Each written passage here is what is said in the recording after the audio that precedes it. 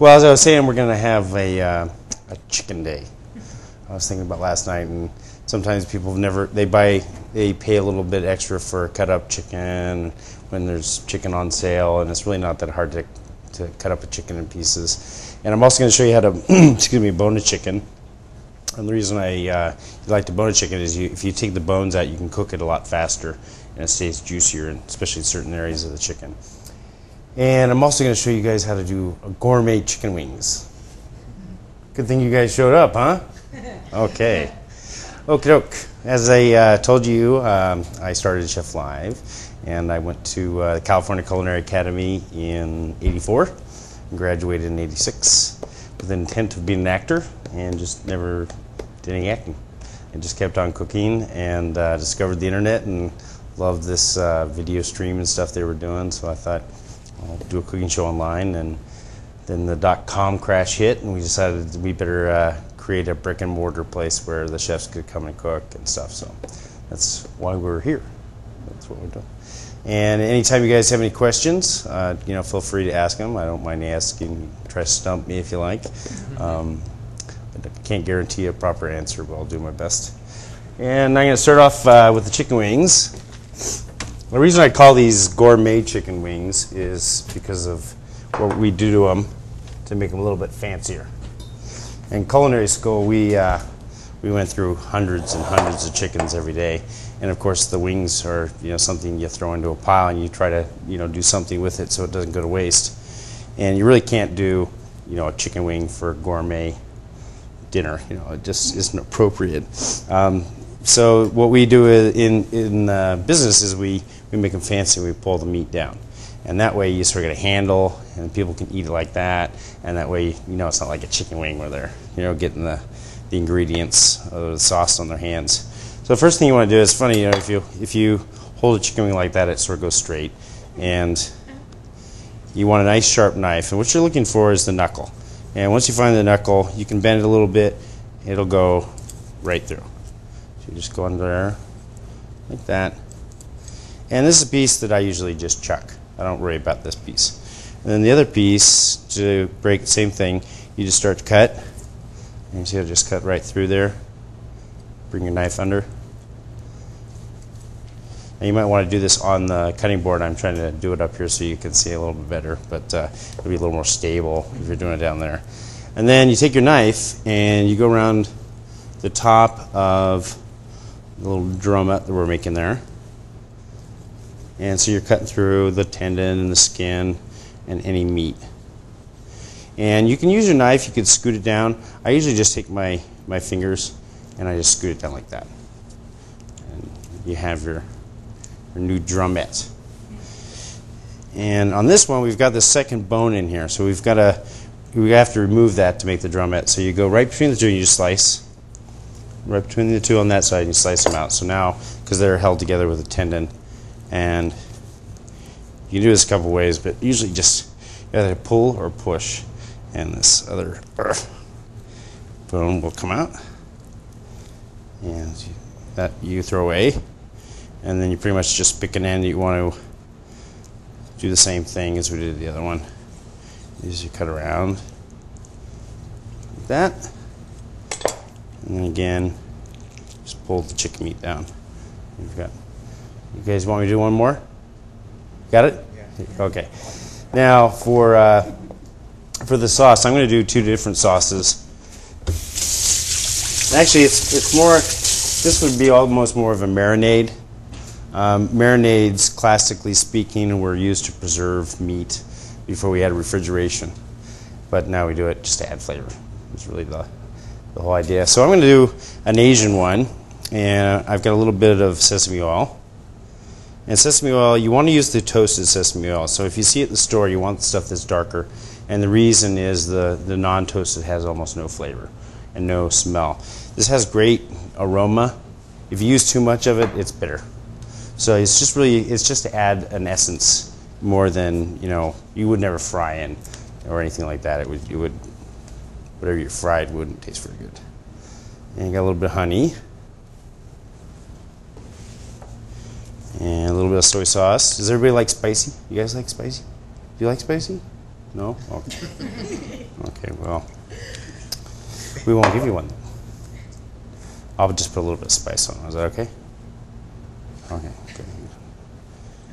It's open. Yeah. This is sriracha sauce, which is one of my favorites. It's the reason it's so great is it's not held in vinegar like a lot of sauces are. It's held in tomato paste and garlic, so it doesn't contradict your flavors. It's good on anything, pizza, eggs, and you won't have like vinegary flavor, which that's why I prefer it. And gonna do some fresh garlic as well. And here's one trick for you on garlic: is you take the bulb. I'm avoiding my cutting board because I don't want to do some transfer, but I'll tell you guys about that in a second. I take the bulb and you just put your weight on it. And that'll break the bulb up like that. And sometimes they'll even come clean from just that, but if you take the bowed side and you put that down and you put your weight on it, then the skin comes right off. Like that. And then you can do a dice. There's so many different ways of cutting garlic, but for this I want a fairly fine dice because I want it to stick to the chicken. So if you're putting it in a sauce, it's different because it's not going to go anywhere. Where on this we're trying to get the flavors to actually stick. And on this dish or any marinade, if you give it an extra half hour to an hour, the flavor will soak up more in the chicken. If you let it go for way too long and you've got sugar and salt, it's going to suck all the juice out. So you don't want to do a marinade for really that long. And the honey's going to help it all stick together. And on these, if you had a bunch and they're left over, freeze them. And then you've got them marinated and ready to go next time you have a party. And let's see where are my sesame seeds. Here we go.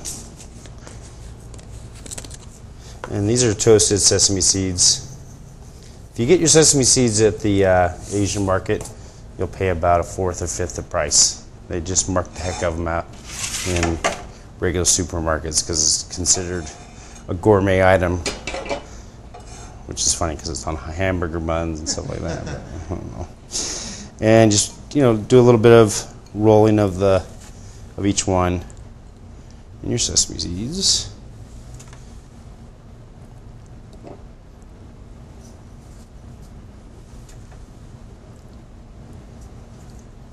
Now I've got my oven on pretty high. It's on at 400 degrees, and that's a convection oven, so they'll cook pretty fast. But you'll see they look pretty fancy. They don't look like your regular chicken wings.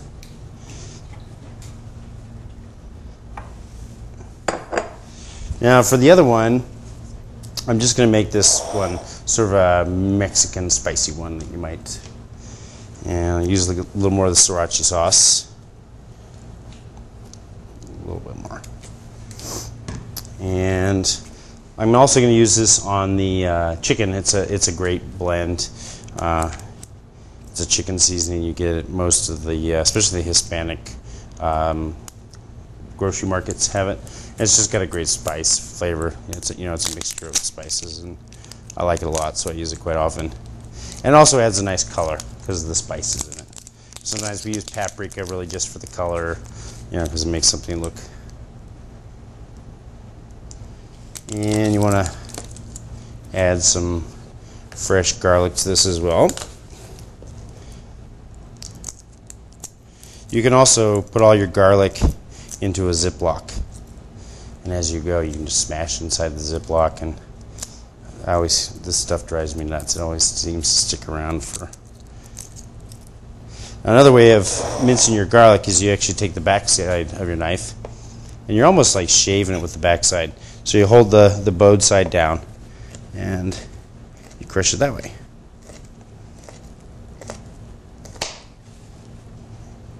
And then it's a little bit stuck together. So those pieces that you just give it a little fine mince, and add that as well. And funny thing, I often look at the ingredients of Mexican cuisine, Mexican pastes and stuff, and they use sesames all the time, which we don't really associate sesames with Mexican cooking, but it does enhance the flavor. And if you want to, you could also even sweeten these up, and then you have something spicy and sweet.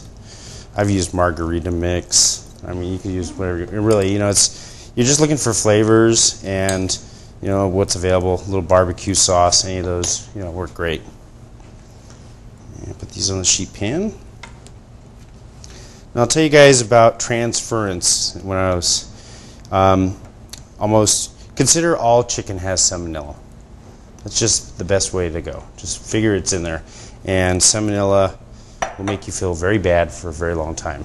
And hundreds and hundreds of thousands of people get sick every year from it. And so usually the way it happens is they're doing something on the cutting board, and they put their chicken in the oven, and then they chop up some lettuce, make a salad dressing. So it's the salad that gives it to you, not the chicken, but it's the juices there. So it's really important if you're ever doing something with chicken, is make sure keep it clean. If you have a wood cutting board, vinegar is a great way to sort of sterilize it after you've given it a good rinse with some soap. Don't get any extra flavors out of it, and take your cutting board back to normal. But really, anytime I just put everything on go straight to the, so it's done and it's out, off your mind, and you're all cleaned up, and you're not going to get anybody sick. I'll show you another, just a little item that we're going to do with these wings. And a lot of people see them in the grocery store, but they don't know what they are. And when I discovered what they were, I thought, these are great. Oh, another hint, put a wet towel under your cutting board. It's like glue, it won't go anywhere. And you also want to make sure you get a fresh rag, because if you wash your hands on the rag, whatever, you're going to have the same problem. So make sure you start off nice and clean again. And I'll show you these kids love these. You ever seen these before? Does anybody know what these are? Here, pass one around.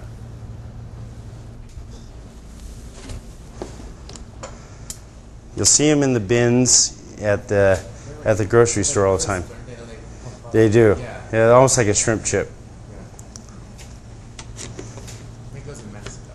Oh, yeah. And they also do the big ones. I think they call them, starts with a CH, chorizo. Churros, there you go. Yeah. They have them at the flea market. So I usually put those on the side. Let's see. It's going. Turn it to convection. That'll speed it up. Now, the other thing I'm going to show you is, let's say you buy some whole chickens. And I am a shopper who I buy pretty much what's on sale. That's how my mom taught me. That's what dinner is, whatever's on sale. There's always vegetables on sale, there's always fruit on sale, and there's always some meat on sale. So that's generally how the menu goes in my life. And when I'm cutting up chicken, I use the sink, because I figure, why clean up twice? So first I'm going to show you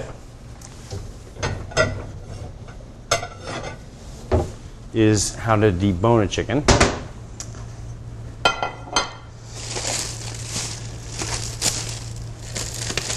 And once again, a sharp knife is essential. It's just going to make your job so much easier. Now, this is your regular chicken. You guys know what a capon is? Sometimes you'll see in the store there's like a big chicken. A capon is a male chicken with his gonads surgically removed. And it makes the chicken grow bigger, because the hormones change. And they're great for roasting and stuff like that. If you have a recipe that calls for a 4 or 5 pound chicken, usually the capon's the way to go. Yeah, go ahead and just get the plastic off. And your first cut is going to be on the back. We want to keep the breasts all together when we do this, because we're looking for presentation as well when we do a bone chicken. So you're going to start your cutting down the middle of the back,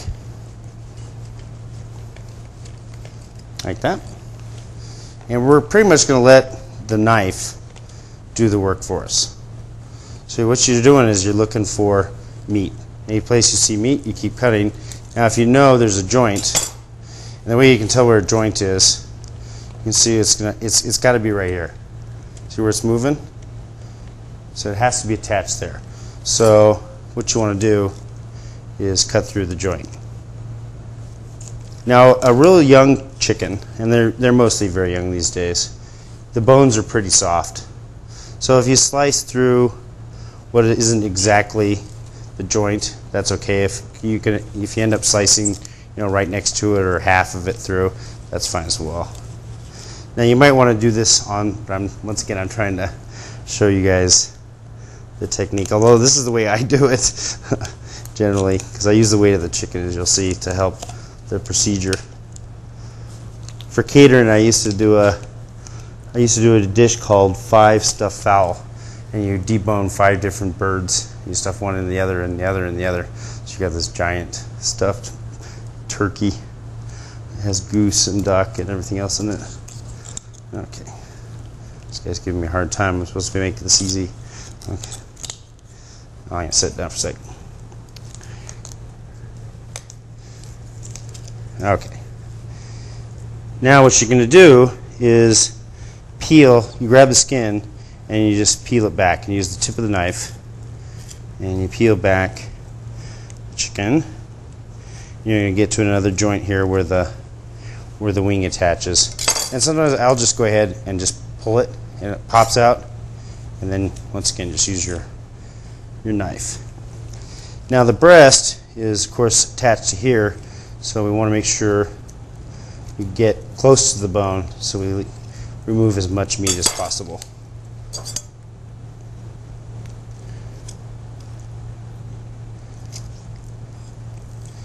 And at this point is sort of where I let gravity do the work for me, because now the weight of the chicken's pulling down. So I've got the skin, and I just keep cutting.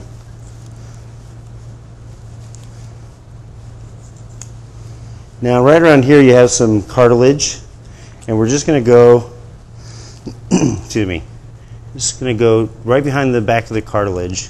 And you're going to end up leaving a little bit of the cartilage on, because if you cut it all the way, the breast will usually cut in half. So you just do a little bit, cutting right there of the cartilage.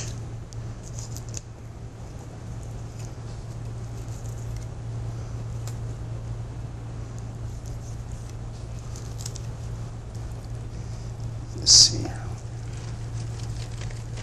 Drop the innards out. And now we're on the back side of the breast.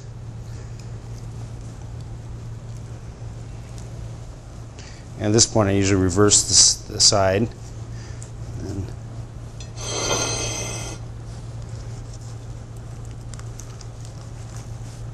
it looks like a mess, but you'll see in a second it's all still together.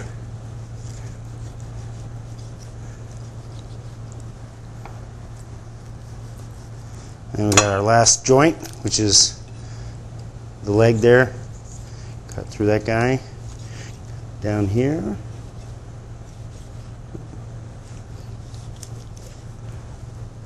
You got to check where you are. Hold on. Cut through that. I like to leave the wing on if I can, so it looks prettier. We're going to still cut that main bone out anyway in a minute. This is probably something you want to do before your guests get there.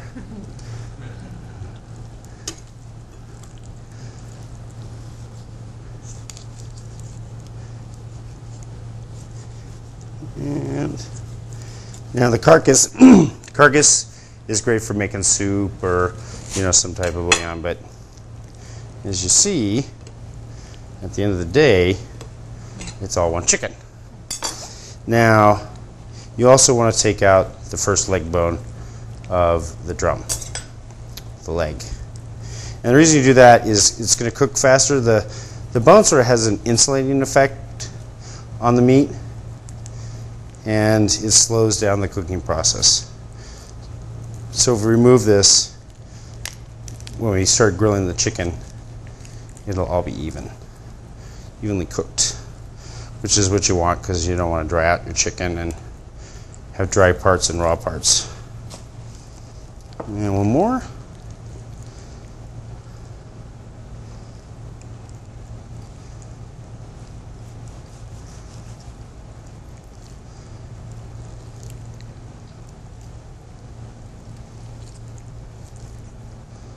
This will take a few times to get right, but it's all, you know, it's something if you practice. My mom can bone a chicken in like 3 minutes. She's incredibly fast. And here's our last slice, and our chicken's done. So you got it all ready to go, and you can season it and grill it whatever you want. So let me put this over here. Oh, that's getting hot. Turn that down. Best way to cool oil down, add some more oil. And that way, you don't want it smoking. That's a little bit too hot. Okay. So I'm going to turn that off. I'll show you guys how to just cut up a chicken. You guys getting your chicken information? Yes.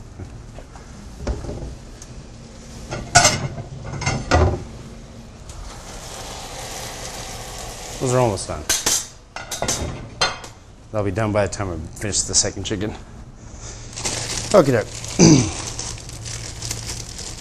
The reason I do everything in the sink is there's always one bag left, so you put everything in the bag, throw it in the garbage, rinse the sink, and you don't have to sanitize your whole kitchen. Okay. Now for just the cutting up of the chicken, you're just going to hit the joints. So here's your first one.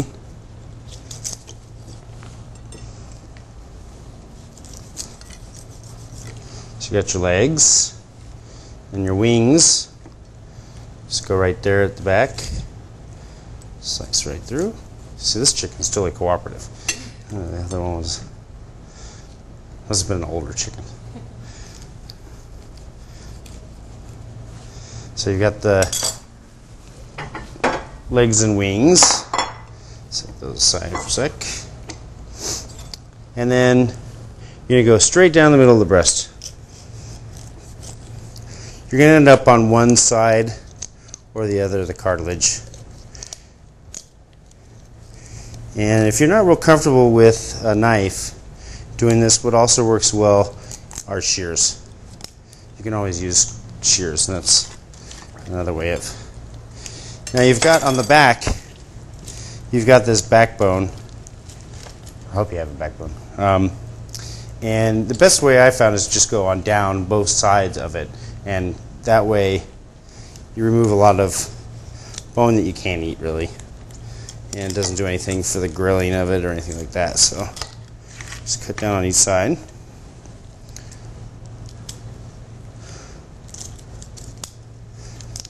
And you can see where a sharp knife is very helpful when you're cutting up chicken.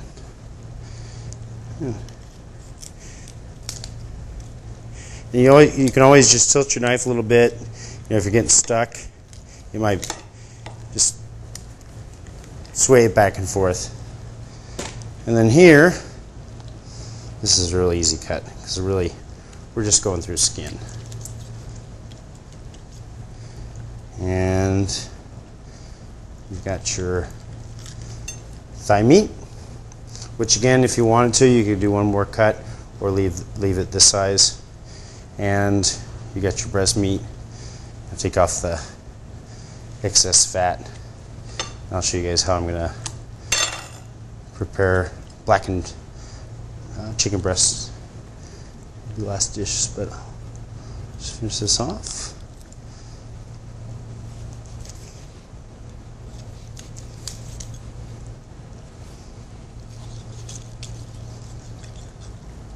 So you're sort of using the knife to, you know, go through the bones. So you guys got that? Was that helpful? And your cleanup's done.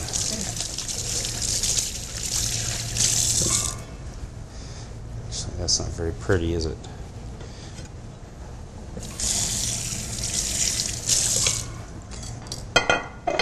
And I think our appetizers should be done.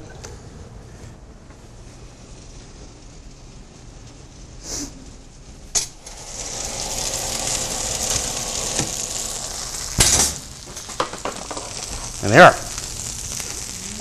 See? Now it's not hot enough.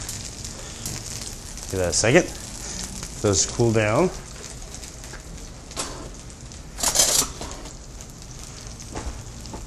These are actually pretty good to take over to a friend's house as well, because you can have them all ready to go, and all you have to do is put it on a sheet pan. Someone says, you know, bring an appetizer, and everybody brings a pre-made carrot platter from Albertsons.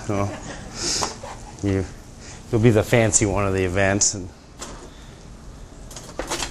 of course look for them on sale and throw them in the freezer. And when you're ready to, you know, for a party or anything, you can just defrost them. You might want to do these on a Teflon. It'll cut down on your cleanup time. Not going to make a huge difference how they turn out, but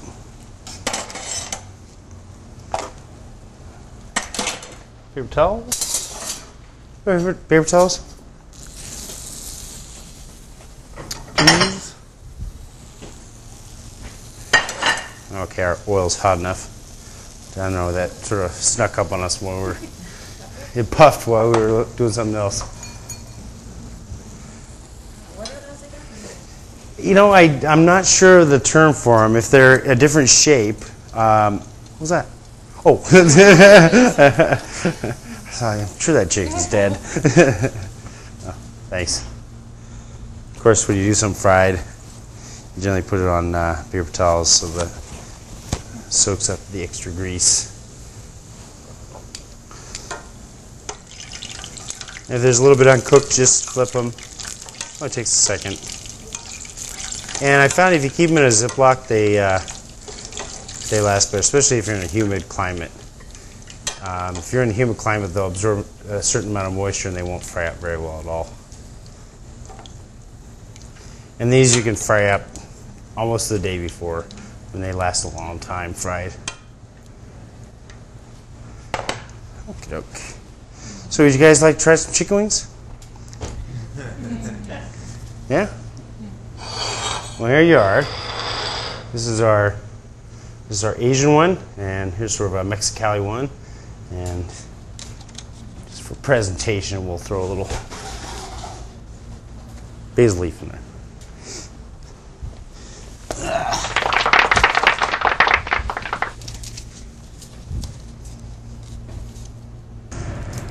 And once again, this is sort of like the wings. You can put whatever flavorings you like on it. I mean, if you want to make it more Italian, use Italian and seasoning. If you want to make Greek, add Greek seasoning. It's more how you prep the chicken is important. How you season it's really up to you. But this is just easy and fun. Oh. Let's see, where's my knife? I cleaned it. No, I didn't.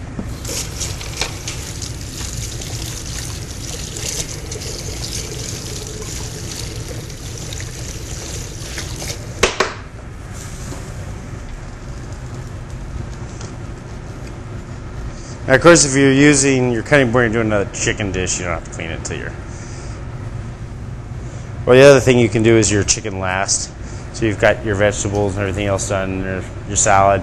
Then do your chicken, then you don't chance, the cross-transference.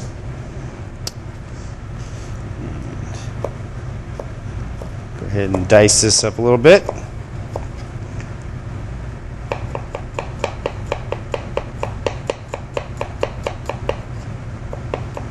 I always tell people if you're doing stuff on the grill, do 2 or 3 times the amount of seasoning, especially not like a grill pan, but the grill, because your spice is going to fall through. There's nothing holding it on. So over spice it, because most of the spice is going to come off in the grilling process. And never barbecue a goose. You'll have a giant fire. They're too fat. Even my dad tried it. The fire department came. I'm not joking. They really did.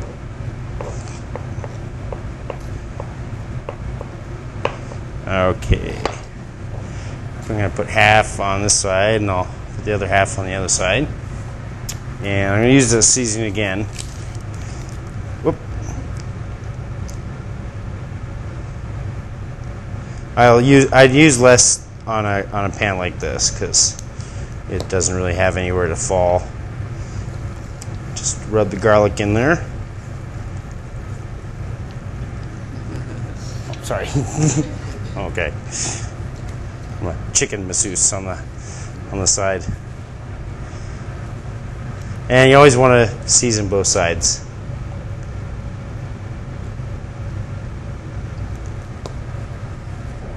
A little more garlic.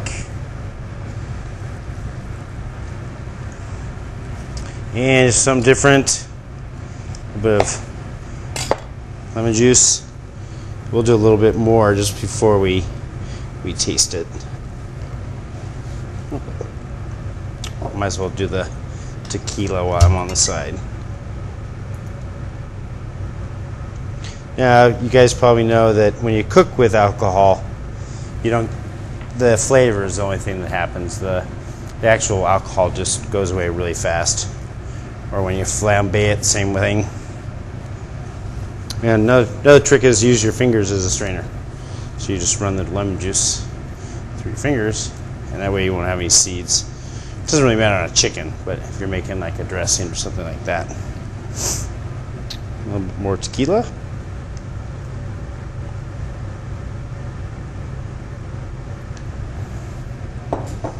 And we'll put right on our grill pan. Now, which side do you do first? Do the skin side first. Because that's going to help grease up your pan, the oil there.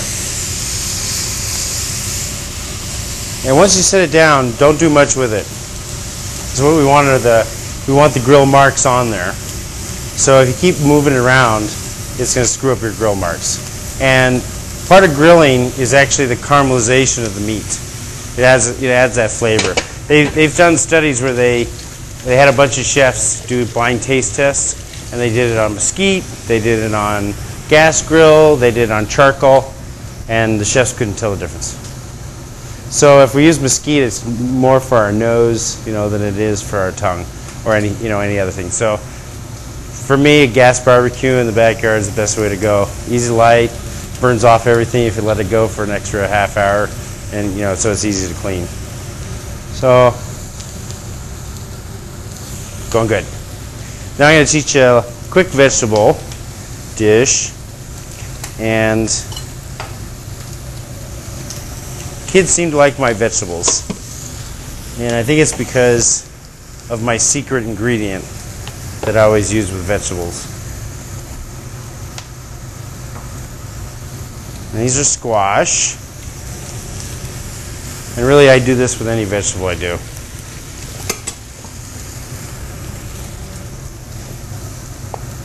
How you cut these doesn't really matter what shape you do, but what you do want to do is have them all pretty much the same. And the reason we always do that is because if we unify our cutting, then one slice or one part isn't overcooked, where another part might be undercooked. It's just a way of controlling your ingredients when you're cooking them.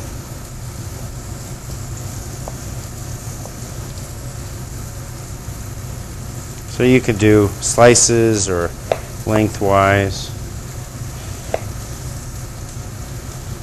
How's that chicken smelling?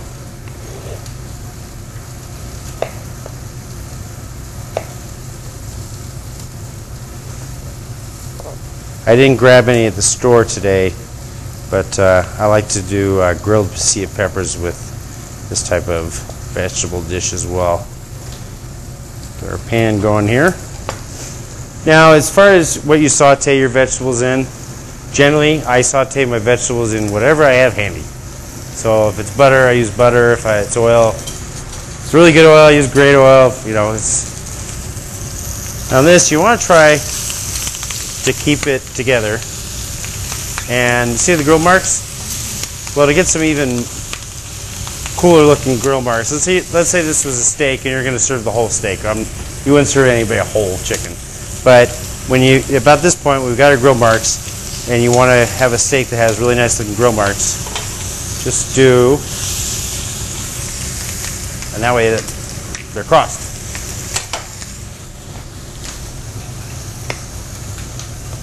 Finish these off.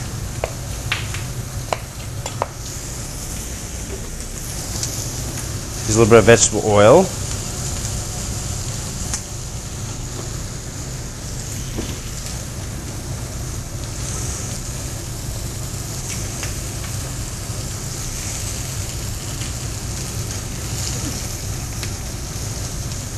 I didn't finish slicing those.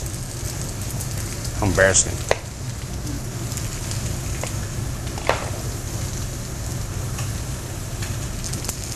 And for my salt, when I do vegetables, and this is why I think kids like my vegetables, I use a little bit of granulated chicken bouillon. So it adds the salt, and it actually adds another dimension of flavor, more, you know, it gives them a little richer flavor.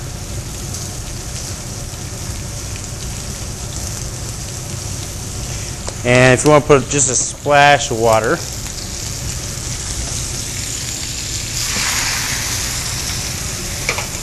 and right as the water hits, that's when you want to toss the vegetables, because you want the granulated chicken broth to mix with the water, and as it evaporates, it'll coat the vegetables, and you won't have one vegetable that's got too much on it and others with not enough. We did that.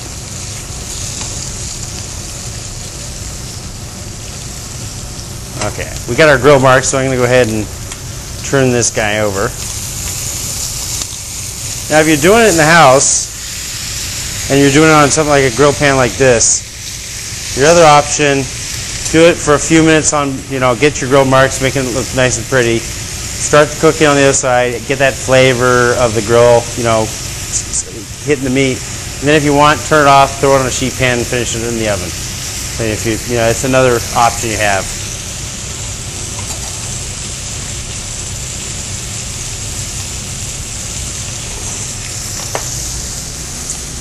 And fresh black pepper.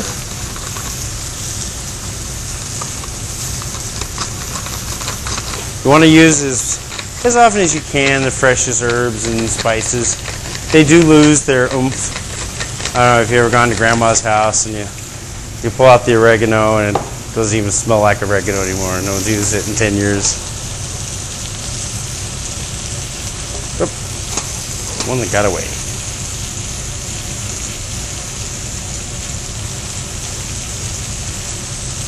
So really didn't put that much moisture in there, just a little bit of water, and now it's almost all the water is evaporated. And then when the water evaporates, the oil will sear the vegetables, give them some caramelization, some color. But hopefully you do it before they turn to mush. That's sort of the main thing. We don't want mush. That's doing pretty well. And see, since it doesn't have the bone there, it's cooking right through the meat. That's greasing up my eyes.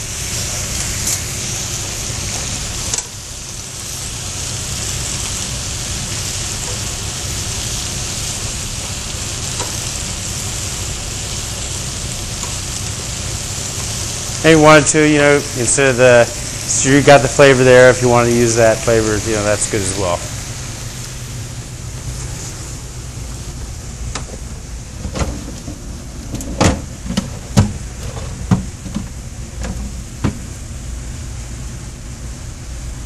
I'll be right back. I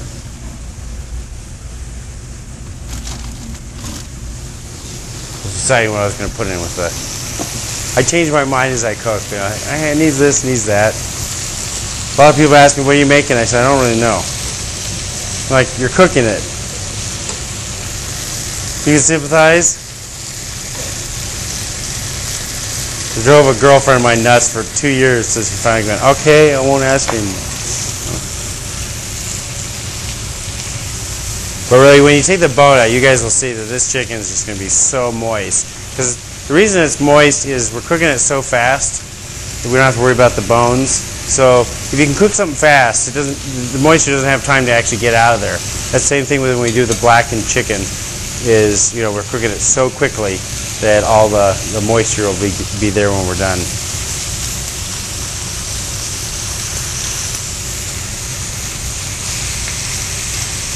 The other side, we're not worried about the grill marks. It's, you know, for presentation or whatever, at least to give you guys. Now you can turn off.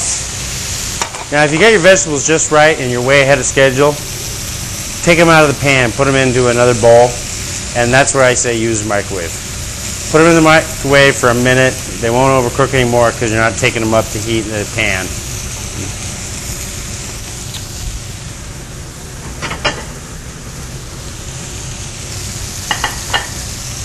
And I finish these off with a little bit of Parmesan cheese. Really, any cheese will work. Parmesan, if you're worried about your weight and everything, has probably got the least amount of fat in it of any cheese. It's pretty low calorie cheese.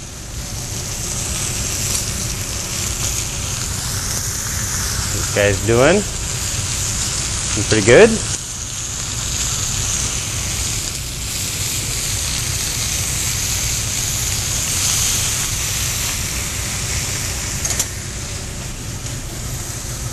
I'll show you guys another little trick. You guys know how to do a tomato rose? Well, you start off the bottom, and you're going to cut. This is your platform. This is where the rose is going to sit. And then this is where you got to watch. If you watch up here, you'll cut through. So watch down here where you're cutting, and you're going to go around the tomatoes. What you're doing. And you want about 3/4 of an inch. And if you do slice all the way through, I'll do it purposely on the last bit so I can show you that it doesn't really matter. If you do it near the beginning, it doesn't come out as nice.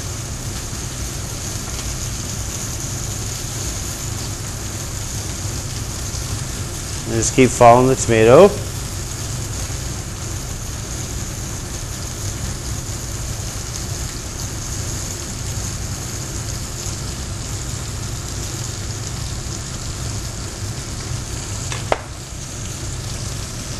And then you take this end and you start wrapping around your finger, or fingers, like that.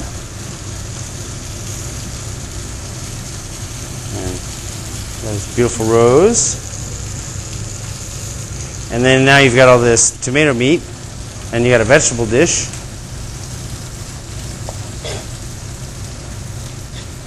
As they say, waste not, what not.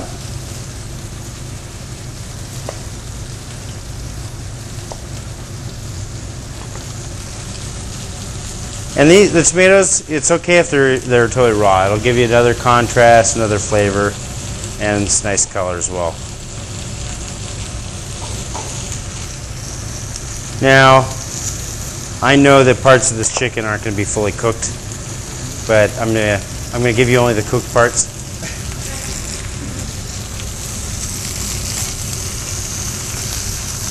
So that's really just the way, I mean, you're going to come out with a product like this. Maybe if you leave it in the oven for a little bit longer.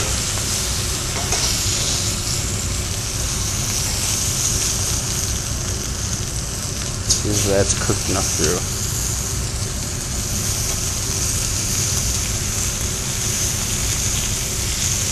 And needs a little bit more time. So let it cook and tell jokes.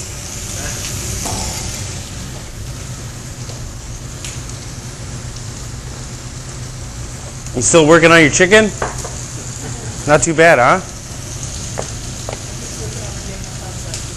Thumbs up?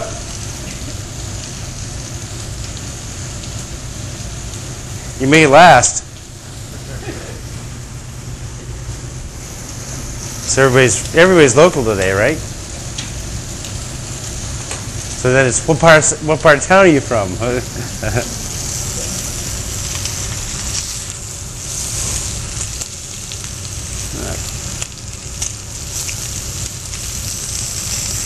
We're getting pretty close there. Now on the chicken breast, if you really want to speed things up, this is a trick I do. And you've got it like this, you can butterfly it. And when you want to butterfly, you want to go straight down the center. And you can do it after it's been cooking for a while. That's the raw part, and once this hits the heat, you guys will see it's gonna just take a minute, literally, to cook, because it's just all the heat's already come to the bottom. It's just a little bit of rawness there.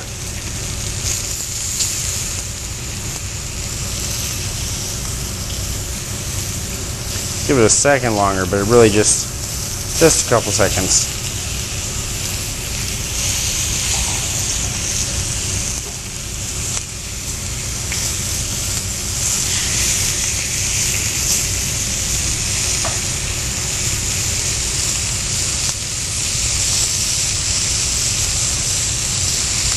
Now the caramelization on that is wonderful. I mean, that's going to have all sorts of great flavor.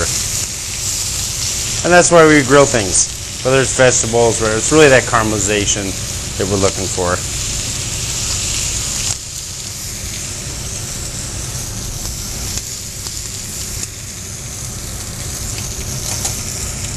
Now if you're fancy, I mean, generally what I would do with something like this, maybe it goes into tortillas, maybe you know, with some fresh guacamole, serve it as a dish, whatever you want. A little bit of rice, and something nice on presentation is cutting things, is slicing them on the sly, as we say, and it just looks better when we put it on the dish.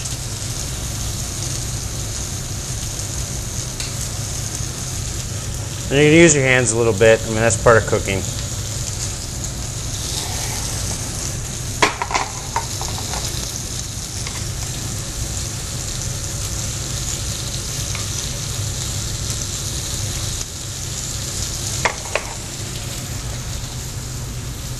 And a little bit of fresh lemon juice.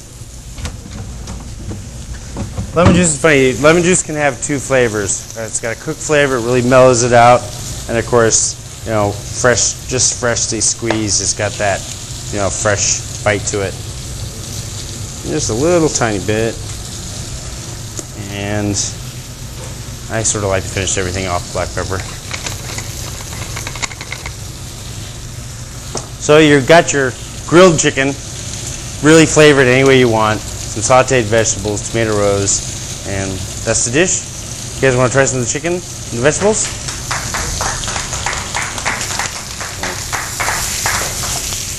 We're doing a lot of smoking today. The blackening is going to be a smoky event as well.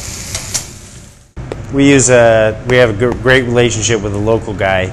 It's a al dente's. And all his spices, if you're a restaurant, you order spices from, and same with on the website, they're ground, then delivered. So nothing's been sitting on the shelf. And anything you get from him, the flavor and the smell, just because it's so fresh, I'll give you guys a little bit to pass around and smell. You'll just smell all these great flavors. Don't sniff too hard because it'll go up your nose, okay? So, have a smell of that.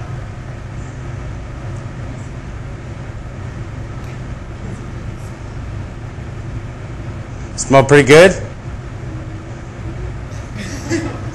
Yeah, you can make your own blackening. Generally, there's paprika and whatever your favorite seasonings are.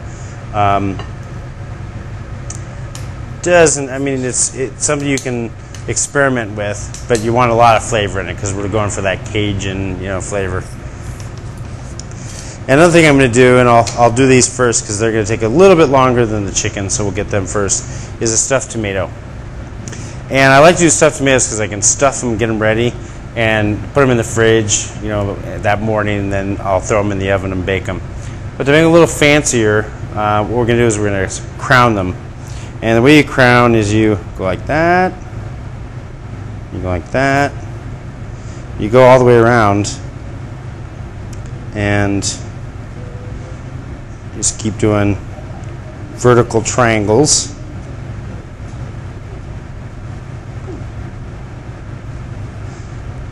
Sorry I'm quiet, but it's often where I cut myself. So.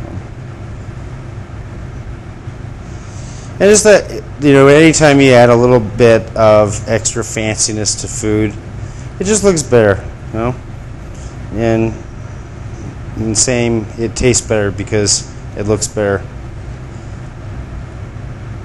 That's why they put pictures on the Denny's menu. And so you've cut it all the way around and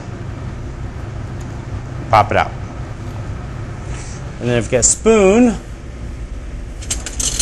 which I do, then you go with the spoon and you go right along the inside of the tomato.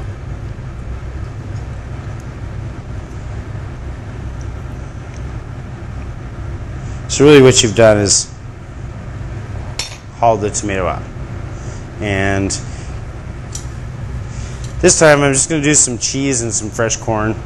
And corn you can saute it a little bit ahead of time, but white corn to me raw is great. So if it's quite al dente, I have nothing wrong with that in my opinion.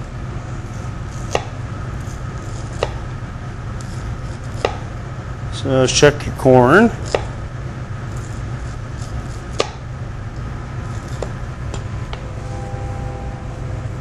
And stuff your tomato. So now you've got some of those corn hairs out of there.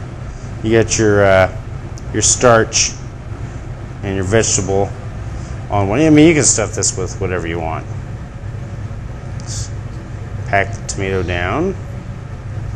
And since we're using this, I'm just going to put a little bit of that on top and throw it in the oven. Now, another thing you can do if you've got a tomato that's not cooperating and it's rolling all over, just do a really thin slice off the bottom. This knife's getting dull. I must have used it too much today. So you can do something like that, and really you can do asparagus, any vegetable you want. Rice, leftover rice is great in there, and just go ahead and throw some cheese on there if you want. Okey-doke. Now we're going to separate the chicken breast. Now often you'll see chicken breasts on sale at the store, and it can be deceiving. It can. I'll tell you why. I cooked for a lady, and all she ate was chicken breasts. So I was always buying chicken breasts. And sometimes you'll go in, and they have these giant whole chicken breasts on sale in the meat counter. And it looks like a great price.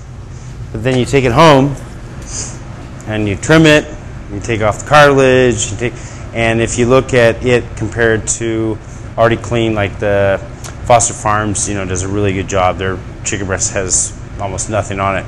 It actually was more expensive to buy the bulk on sale chicken breast by the time what we call yield. What do you get out of it? But what is often cheaper is the chicken breast that's still on the bone. So in that case, it's worthwhile learn how to take the meat off it. So on this side, we've got, here's the breastbone. One side's going to get it, one side's not. So you just slice down the center. Well, this knife did get a little dull. And just keep cutting down. Now for this dish, I'm not going to use the skin. I like the skin a lot myself. I love, especially when it gets all crunchy. It's a funny thing, but with this amount of grease, and it hits that pan, we're gonna, so we're gonna cut that part off.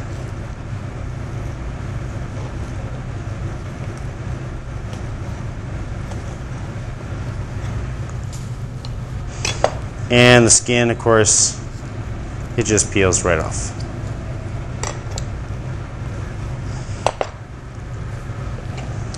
And you get your little tender that always comes off. So there's your chicken breast. Now if you want, you could also, once again, butterfly it. It's cook even faster because it's even thinner. I'll go ahead and do that. You'll see how, if I go too quickly, I'll beat my tomato. this isn't going to take long to cook.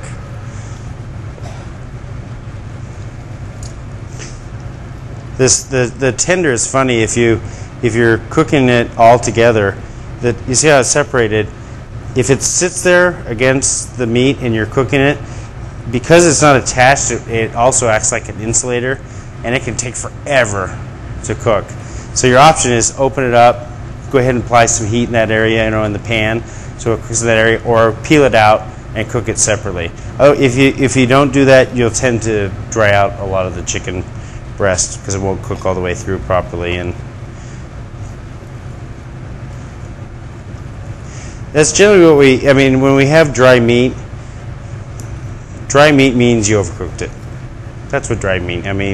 The moisture's there, and in some cases we do it because we're worried about trichinosis, which doesn't exist in the U.S. anymore in pork, but we've all sort of got in our heads that raw or rare pork would be bad for us.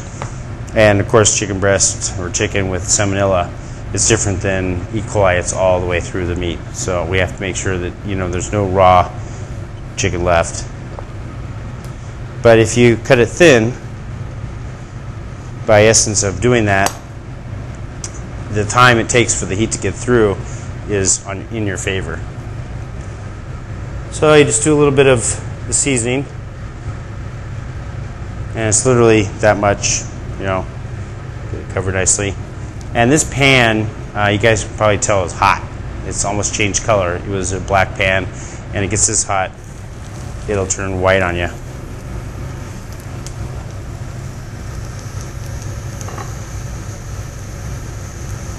If you use a lot of the seasoning and you have some left over, and you're going to make some blackened chicken breast, put it in a Ziploc, throw it in the freezer.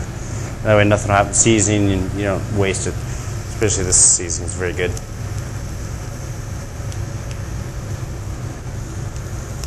Pretty much put it in there what'll fit in the pan.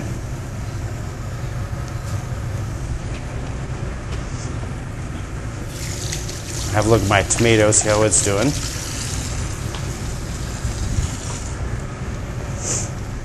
Since we're talking about, what'd I do? Huh? Oh, did I? At first I thought you said flashed us. No. We're waiting for that. Down in South Padre Island, they have what looks like an ice cream truck. It goes up and down the beach, and the guy's on a loudspeaker, and he goes, "Ocholote, ocholote." And what they do is they cook the corn. They pre-cook the corn, and then they put mayonnaise on it, hot sauce, and Parmesan cheese. And it's so good. Yeah. It is so good. Yeah. That's just great stuff. His tire went out one day, and he knocked on my RV and asked if he could borrow my spare. And I was like, have you seen the difference between your tire and my tires? One was this big and one was this high.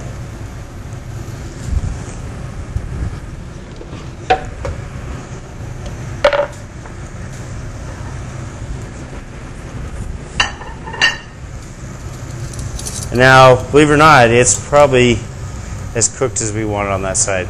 And we actually do want it, we want that blackened look. That's why, of course, we call it blackened chicken, but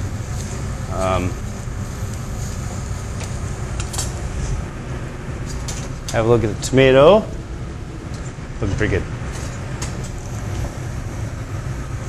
And get a plate for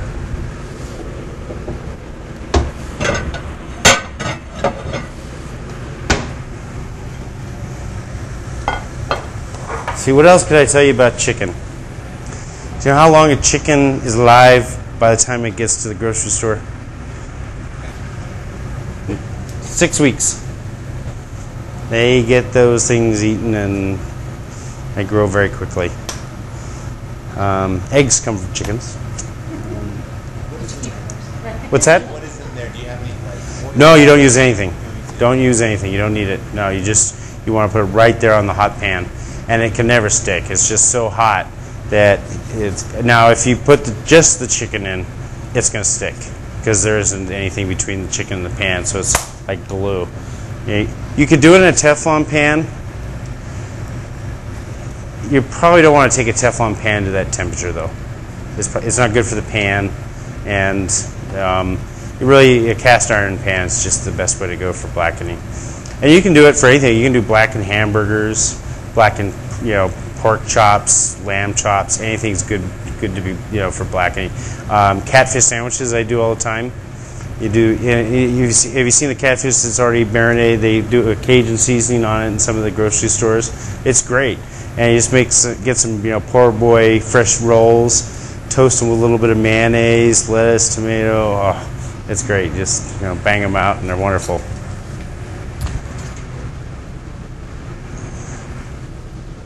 So yeah, looks ready.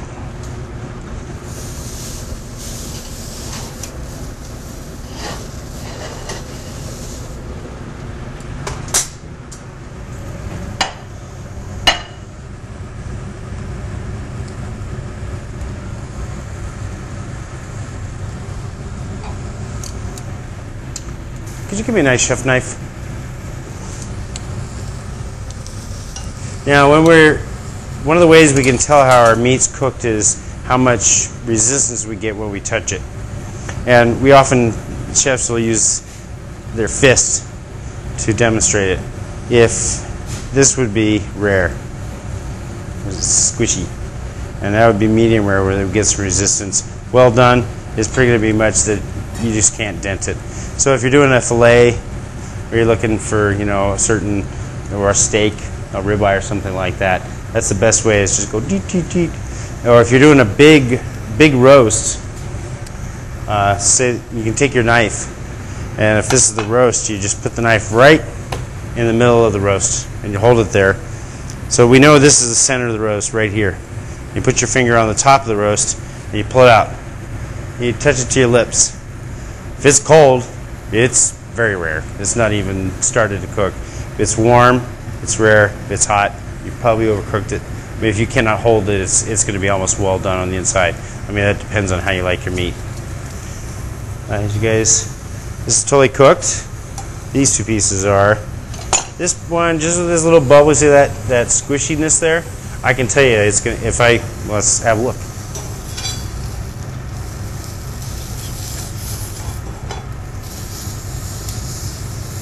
Just the slightest bit, just a tiny, and that's one of those occasions we can just set it down in the pan for a second, and it's done.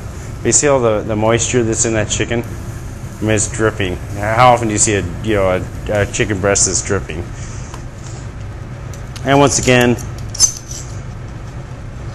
cut it on the sly for presentation reasons.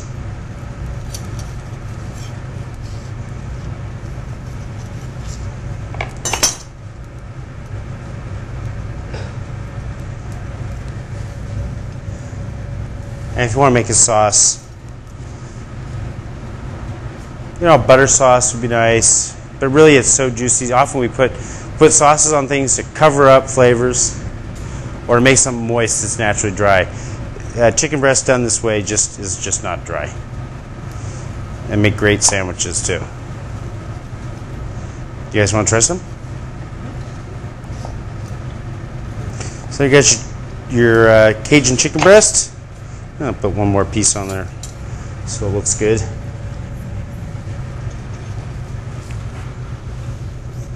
And if we got garnish, it's always nice to do a little bit of garnish. Take off the ugly leaves.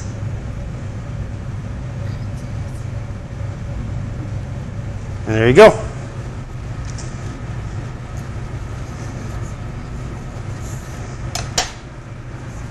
Are you going to try some spicy chicken?